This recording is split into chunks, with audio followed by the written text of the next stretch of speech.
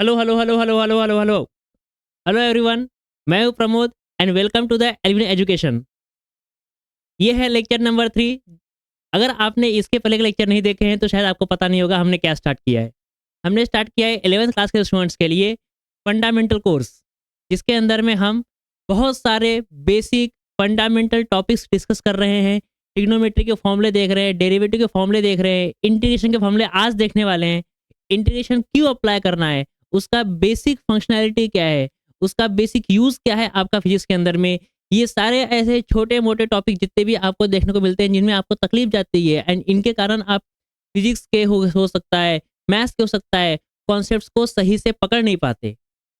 आपको ये लगता है कि ये करना क्यों है? वो सारी चीज़ें हम यहाँ पर डिस्कस कर रहे हैं। इसके पहले लेक्चर में हम लोगों ने ट्रिग्नोमेट्री के फॉर्मूले देखे, जिसके अंदर में आप लोगों को हमने one of the best tricks के साथ में उन सभी फॉर्मूलों को याद करवाया। सेकंड हमने देखा था डेरिवेटिव के फॉर्मूले। ट्रिग्नोमेट्री एंड डेरिवेटिव के फॉर्मूलों को मैंने बताया था कि आप इन सभी फॉर्मूलेस को लिख के रखेंगे एक चार्ट में एंड अपने स्टडी डेस्क के सामने इसको चिपका देंगे।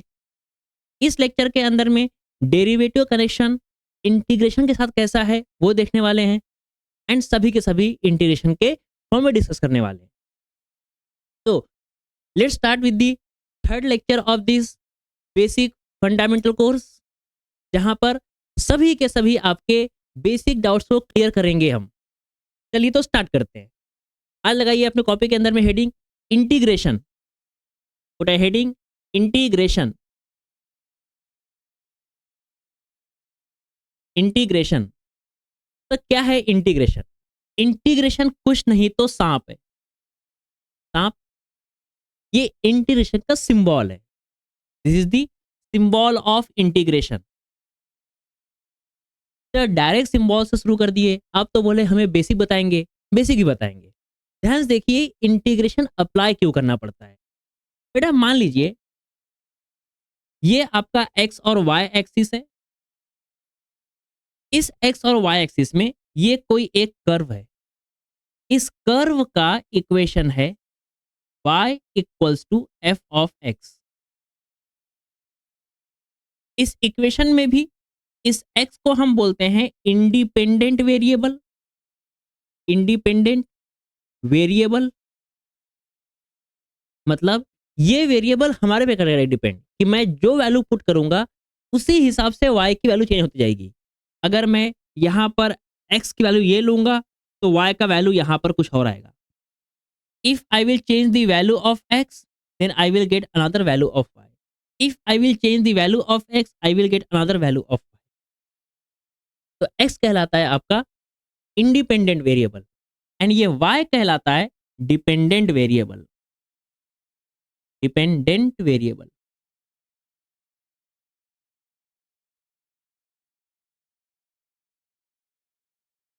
अगर कभी आपको ये बोला जाए कि इस कर्व के अंदर कितना एरिया कवर है ये निकालिए। इस कर्व के अंदर जो y equals to f of x दिया हुआ है उसके अंदर में कितना एरिया कवर किया है ये बताओ आप। तो ये आपका ना तो रेक्टेंगल है, ना तो स्क्वायर है, ना तो सर्कल है। सर्कल तो ये भी नहीं है, बट मान लेंगे सर्कल है। सर्कल है, ये कोई एक स्पेसिफिक ज्योमेट्री नहीं है। रेक्टेंगल का फॉर्मूला हमें लेंथ इंटू ब्रेड्थ पता है, इसका फॉर्मूला भी लेंथ इंटू ब्रेड्थ से ही निकल जाता है। सर्कल का स्क्वायर एरिया आपका पाई आर स्क्वायर होता है। ये सारे डिफाइंड ज्योमेट्रीज है, रेगुलर ज्योमेट्रीज है जिनका एरिया हमें पता होता है। बट इस तरीके का एक रैंडम कर्व जिसका कोई डिफाइंड शेप नहीं है, अगर डिफाइंड शेप नहीं है तो फिर ऐसे कर्व्स का कैसे निकालना है एरिया? ये एरिया निकालने का तरीका देता है हमें इंटीग्रेशन। कैसे लगाते हैं इंटीग्रेशन? ध्यान से देखिए। मान लीजिए हम आपको एग्जांपल से पहले एक्सप्लेन करते हैं रेक्टेंगल के अंदर एंड देन फिर ऐसा ही सेम कॉन्सेप्ट अप्लाई करेंगे इसके अंदर में भी, इस पर्टिकुलर रैंडम कर्व के लिए। ध्यान से देखिए।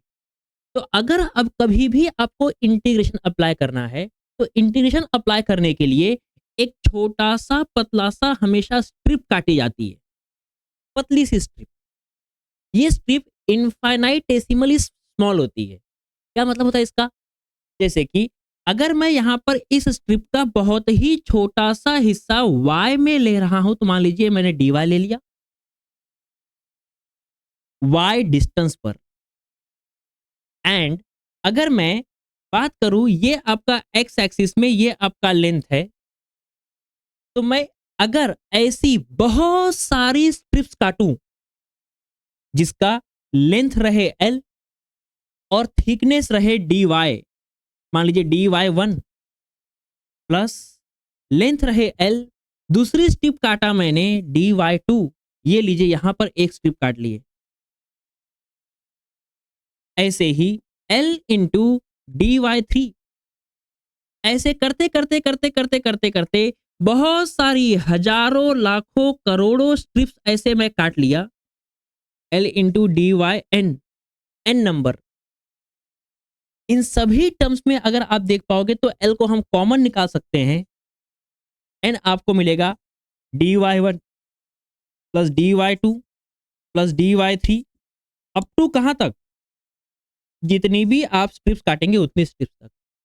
अब बताइए ध्यान से, ये dy1 dy2 dy3 dy4 dy5 dyn तक आपको क्या इस रेक्टेंगल का पूरा ब्रेड्थ मिल जाएगा? तो इन सभी को ऐड करने पे हमें मिलेगा लेंथ इनटू में ब्रेड्थ। क्या ये लेंथ इनटू ब्रेड्थ असलियत में एरिया है? हाँ है। तो क्या समझ में आ रहा है? हम क्या समझने की कोशिश कर रहे हैं इस पर्टिकुलर चीज से? हम ये समझने की कोशिश कर रहे हैं कि रेक्टेंगल जैसी बेसिक ज्योमेट्री का फॉर्मूला अगर हमें पता है लेंथ इनटू ब्रेड्थ होता है, दो क्वांटिटी का दो डायमेंशन का मल्टीप्लाई होता है, तो इसी बेसिक कॉन्सेप्ट को हम इस कर्व पे भी अप्लाई करके हम अपना आंसर निकाल सकते हैं। सिर्फ समस्या क्या हो जाती है कि यहां पर ये जो कर्व है इसका y वाला आंसर कॉन्टिन्यूअस नहीं है, it is increasing changing changing changing. अगर ये बहुत बार चेंज होगा, हर एक पर्टिकुलर स्ट्रिप के लिए चेंज होगा, तो इतनी सारी पर्टिकुलर स्ट्रिप्स को काट काट के आंसर निकालना बहुत मुश्किल है। ये हजारों बार, लाखों बार, करोड़ों बार काटना बहुत मुश्किल है। मान लीजिए स्टूडेंट ए ने इस स्ट्रिप के अंदर में 1000 टुकड़े किए, इस कर्व के अंदर में 1000 टुकड़े किए, उससे आंसर निकाला। और उस 1000 टुकड़ों को अगर हम जूम करेंगे तो हमें एक इंटरेस्टिंग चीज दिखाई देगी। मान लीजिए उसके 1000 टुकड़ों में से किसी एक टुकड़े को हम देख रहे हैं, उसने इस स्ट्रिप को क्या माना? रेक्टेंगल माना। इस रेक्टेंगल के अंदर क्या आप देख पा रहे हैं ये थोड़ा सा एरर दिखाई दे रहा है ट्रायंगल का? अगर ये स्ट्रिप चौड़ी चौड़ी रहेगी तो ये एरर आपका ज्यादा रहेगा। सोचिए कोई एक स्ट्रिप इतनी चौड़ी काट दी जाए तो क्या यहां पर ट्रायंगल बहुत बड़ा आ गया?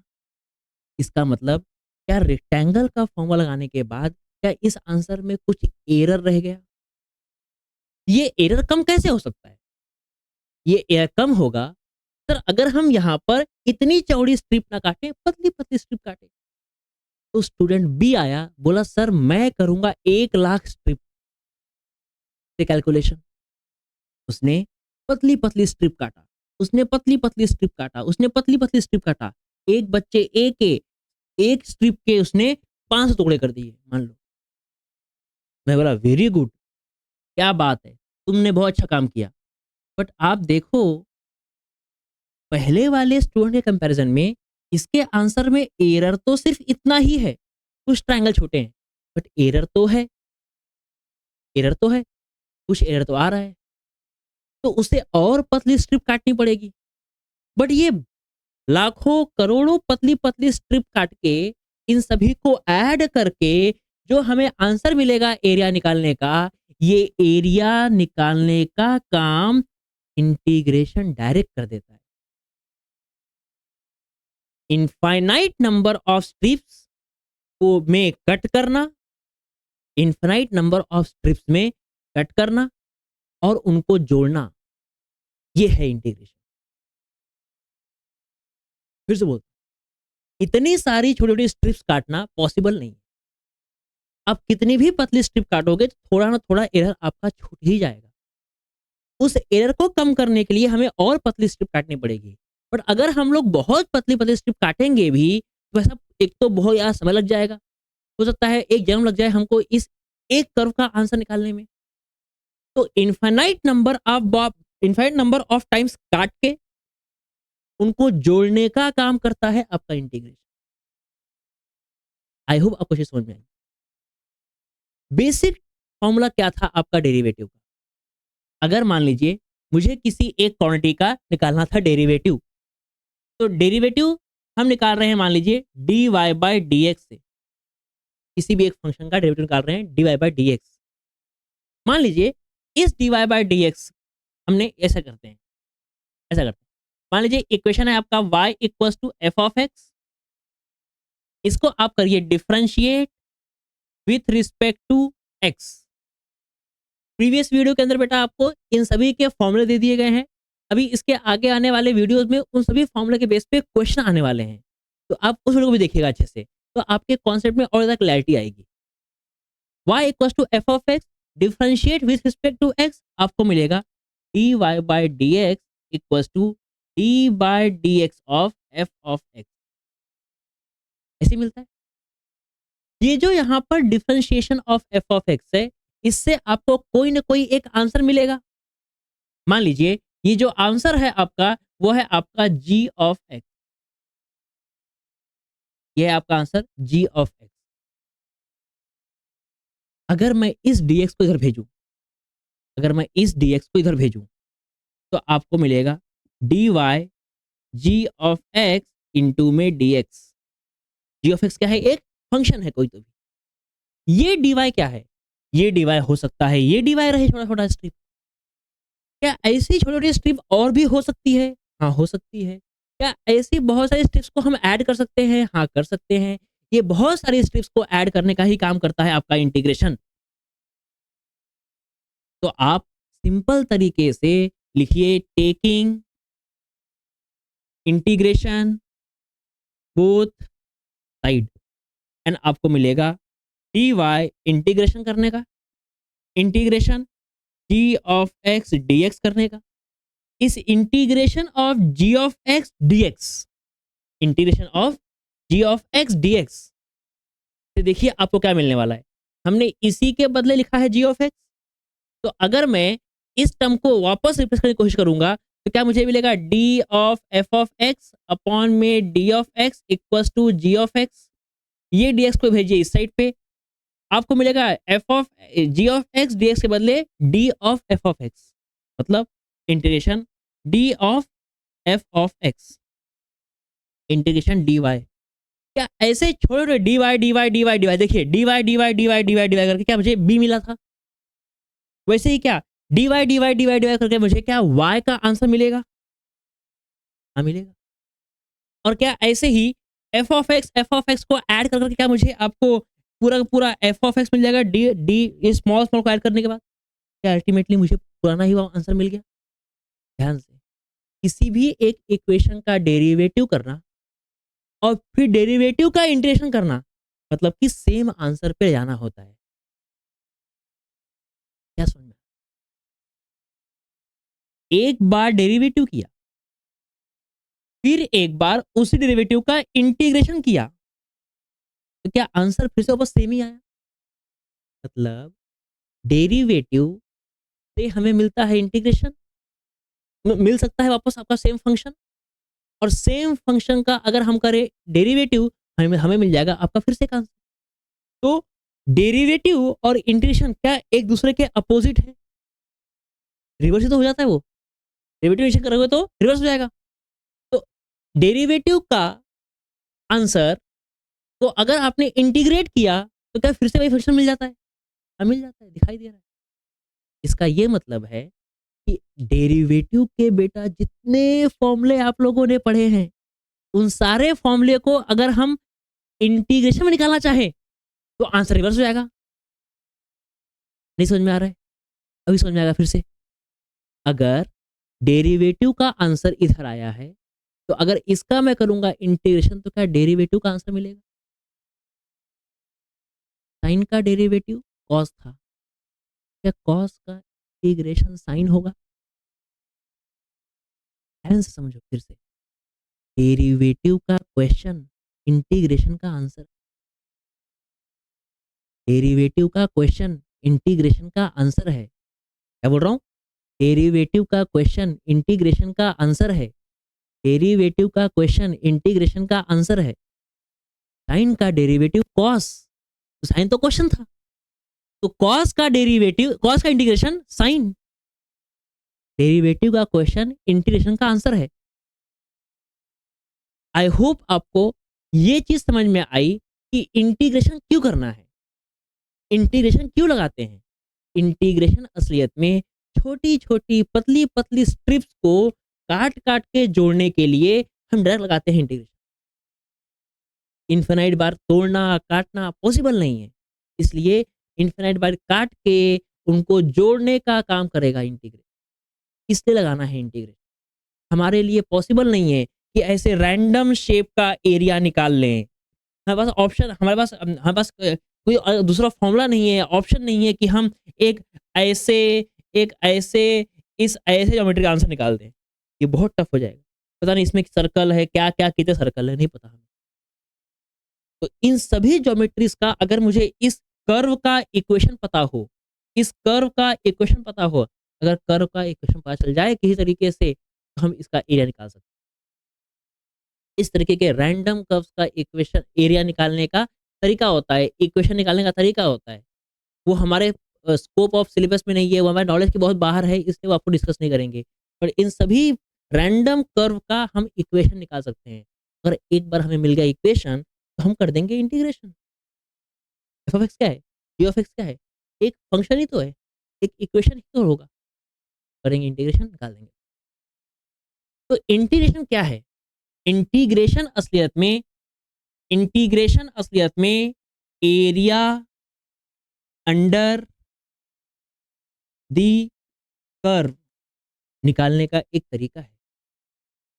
तो आज के बाद आपसे कोई अगर पूछे कि इंटीग्रेशन क्यों लगाना है, क्यों निकाल रहे हो इंटीग्रेशन, तो उसको बताना कि इंटीग्रेशन इसलिए लगा रहे हैं, इसलिए निकाल रहे हैं क्योंकि हमें एरिया निकालना है उस कर्व के अंडर का। आई होप आपको ये बेसिक डेफिनेशन इंटीग्रेशन की समझ में आएगी एंड डेरिवेटिव और इंटीग्रेशन में क्या रिलेशन है ये समझ में आएगा। डेरिवेटिव इंटीग्रेशन एक दूसरे के अपोजिट रहेंगे। जितने भी क्वेश्चन आप लेने वाले हो डेरिवेटिव के अंदर, वो सारे आंसर बनने वाले हैं इंटीग्रेशन के लिए। तो आपको बस सिर्फ रिवर्स करते जाने का है। तो मैं अब इन सभी को क्लीन करता हूँ अच्छे से एंड देन एक तरफ लिखूंगा डेरिवेटिव का फॉर्मूला, एक तरफ लिखूंगा इंटीग्रेशन का फॉर्मूला। बिल्कुल रिवर्स रिवर्स करते जाएंगे। चलिए स्टार्ट करते हैं।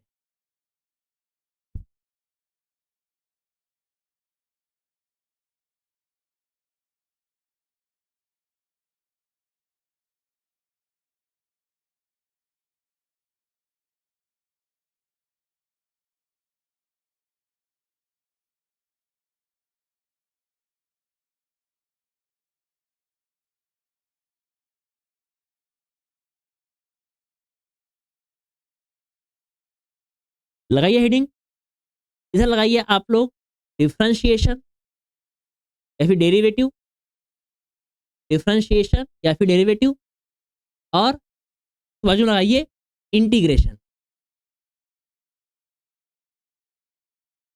इंटीग्रेशन सबसे पहला फॉर्मूला डेरिवेटिव का हमने पढ़ा था d by d x of x का पावर एन, एक्स का पावर एन। तो आपको मिला यहाँ पे आंसर एन इंटू एक्स का power n minus one, n minus one. ऐसा आपको फॉर्मूला याद होगा, आपने सभी फॉर्मूलों को लिखा होगा। तो फॉर्मूला एक्स के पावर एन का आया एन इंटू एक्स का पावर एन माइनस वन, इसी का रिवर्स हो जाएगा।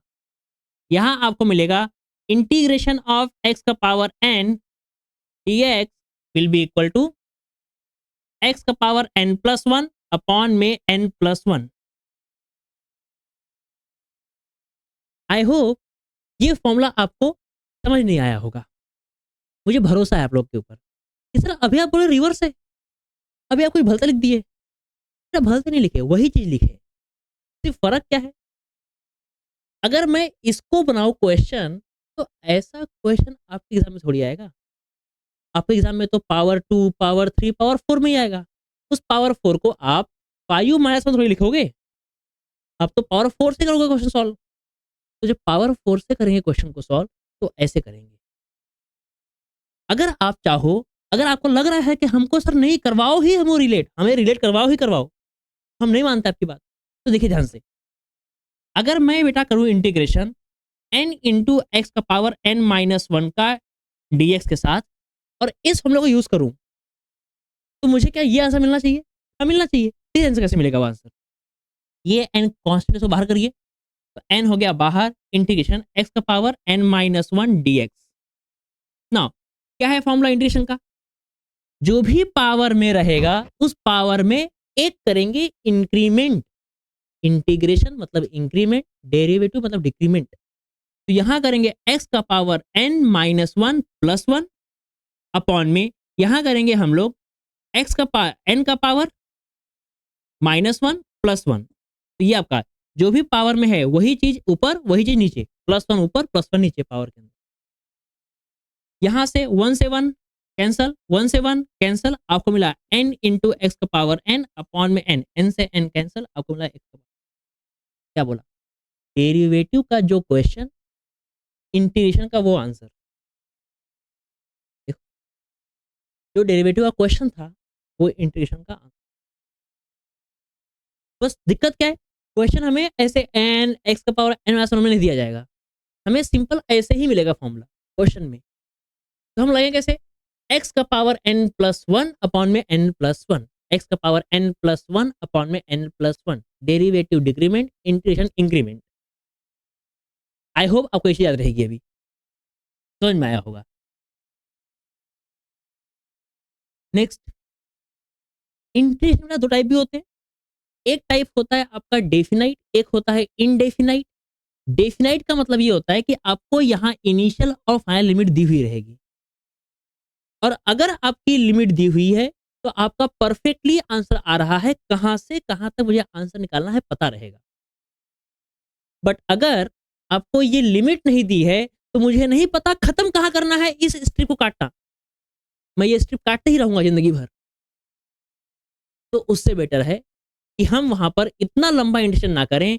हमें जब स्ट्रिप का पता ही नहीं है, लिमिट का पता ही नहीं कहां तक खत्म करना है, तो हम सिंपल सा कर लेंगे इंटीग्रेशन और लगा देंगे एक कांस्टेंट सी, जो कि आपका जहां तक आपका एरर आता रहेगा वो एरर आता रहेगा। जहां तक आपका आंसर करना होगा वहां तक आंसर करते रहो। बस लिमिट दे दोगे, मैं ये सी हटा दूंगा। तो डेफिनाइट है तो परफेक्ट आंसर निकलेगा, सी की कोई जरूरत नहीं है। अगर इनडेफिनाइट है तो फिर आपको यहाँ पर कांस्टेंट ऑफ इंटीग्रेशन सी भी ऐड करना पड़ेगा। ये असलियत में एरर को मिनिमाइज करने के लिए होता है। अगर अगर आपके एरर ज़्यादा आ रहा है तो उस एरर को कम करता है ये। चलेगा यहाँ तक?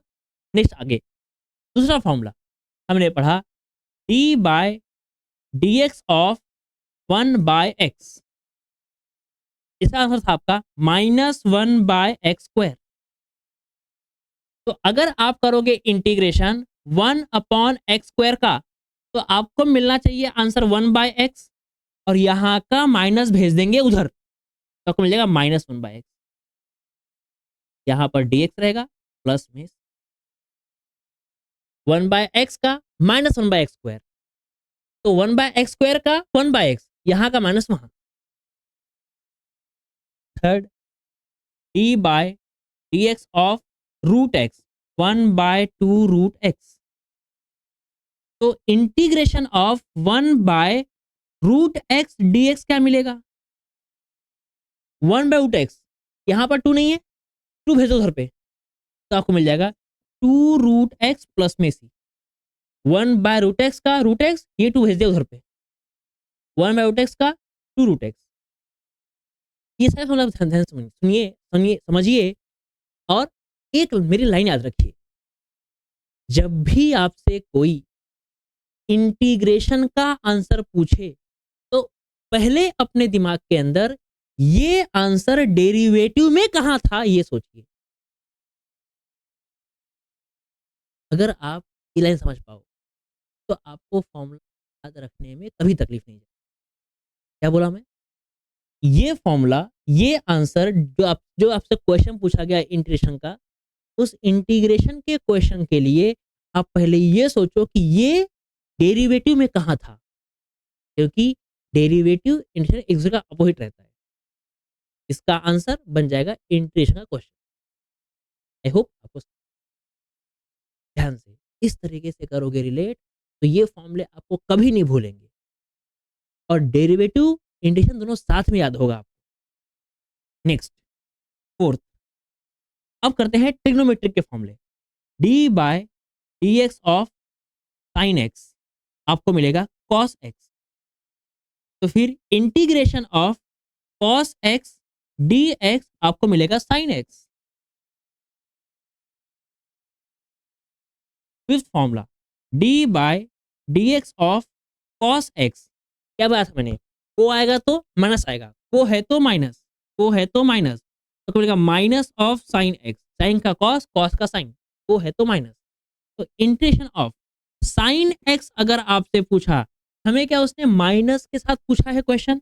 नहीं, तो ये माइनस वहां भेज देंगे, तो आपको मिलेगा साइन का डेरिवेटिव कॉस, कॉस का इंटीग्रेशन साइन का डेरिवेटिव कॉस, तो कॉस का डेरिवेटिव माइनस साइन, तो यहाँ का माइनस उधर भेज देंगे, आपको मिलेगा माइनस कॉस एक्स प्लस सी।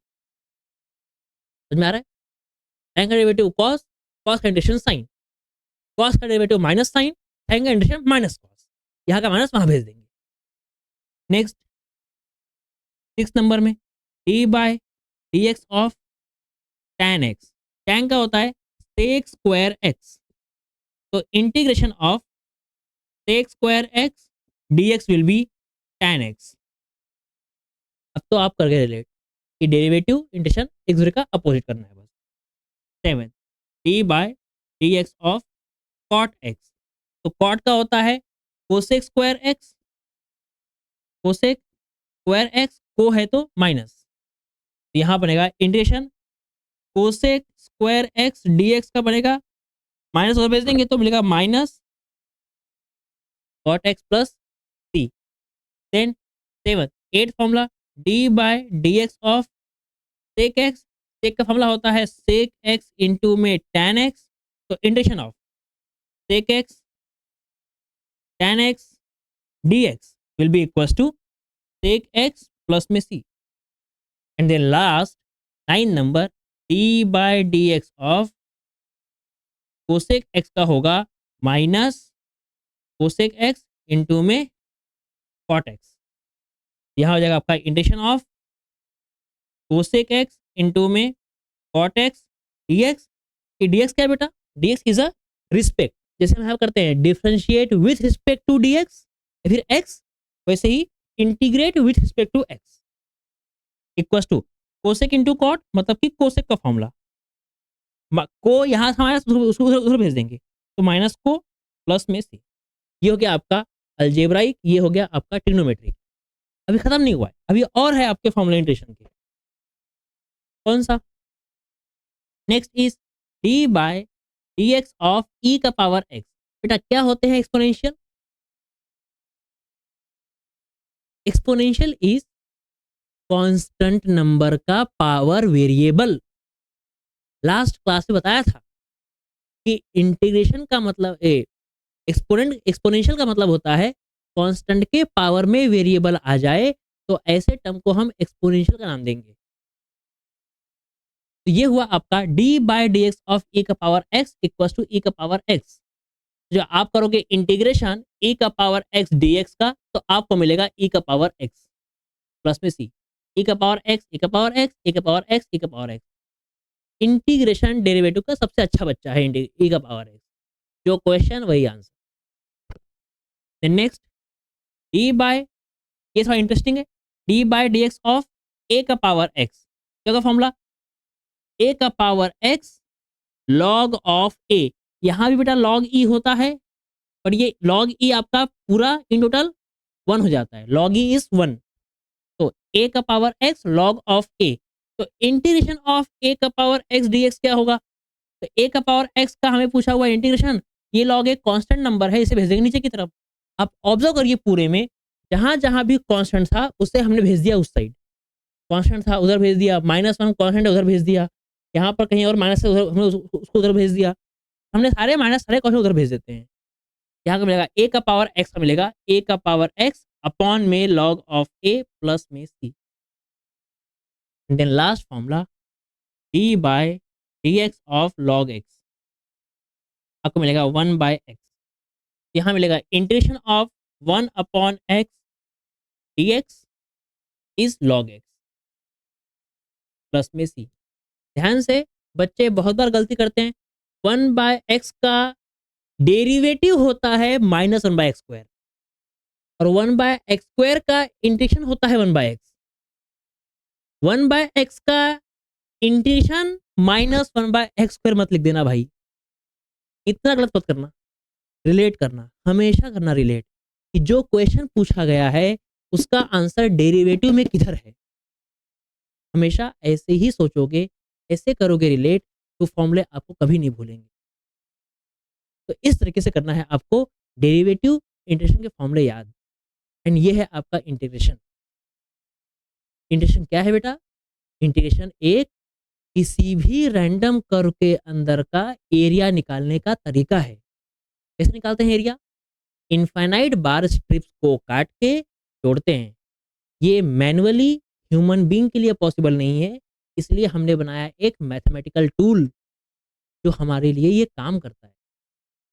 ये इनफाइनाइट बार जोड़ेगा, काटेगा और फिर जोड़ेगा। आई होप ये आपको लेके समझ में आया होगा। इसका आप लोग स्क्रीनशॉट ले लीजिए। इन सभी फॉर्मूले को पढ़ाते-पढ़ाते ही अपने नोट्स में लिख लीजिए एंड देन इस फॉर्मूले को भी डेरिवेटिव के साथ कंपेयर करके लिखिए एंड अब डेरिवेटिव की शीट के बदले डेरिवेटिव और एडिशन दोनों के फॉर्मूले को एक साथ लिख के चिपकाइए अपने स्टडी डेस्क के सामने। बाकी अगर आपने अभी तक टेलीग्राम चैनल जॉइन नहीं किया है तो आप उसे जॉइन कर लीजिए। इससे पहले हमने उसके अंदर में डेरिवेटिव के सारे फॉर्मूले भेज दिए, सारे ट्रिग्नोमेट्री फॉर्मूले उसके अंदर अंदर में हमने भेजा हुआ है एक शीट में लिख करके। वैसे ही बिल्कुल आप भी शीट बनाइए एंड आई होप ये लेक्चर आपको सही से समझ में आ रहे हैं। अगर आपको लेक्चर समझ में आ रहे हैं तो जुड़े रहिए इस चैनल के साथ में एंड देखते रहिए कैसे-कैसे आपके हम छोटे से छोटे कॉन्सेप्ट्स को टाइम टू टाइम क्लियर करते जाते हैं। तो I hope this is useful for you. I hope this is making some improvement in your knowledge and I hope ये सारे बेसिक लेक्चर्स, बेसिक कॉन्सेप्ट्स आपके प्रिपरेशन में आपको हेल्प करेंगे। मिलते हैं नेक्स्ट लेक्चर के अंदर में। तब तक के लिए थैंक यू सो मच।